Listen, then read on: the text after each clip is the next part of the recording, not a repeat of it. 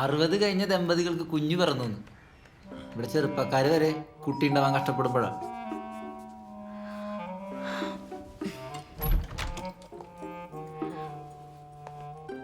നീ എന്താ ഈ സമയത്ത്?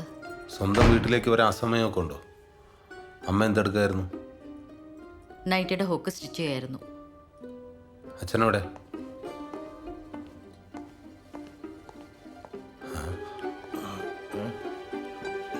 അച്ഛൻ എന്തെടുക്കായിരുന്നു ഇവിടെ? ഞാൻ കിടക്കായിരുന്നു.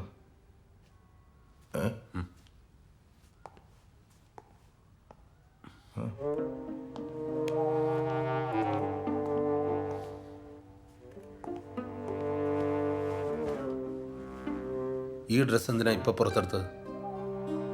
അതിനിപ്പം നിനക്കെന്താ?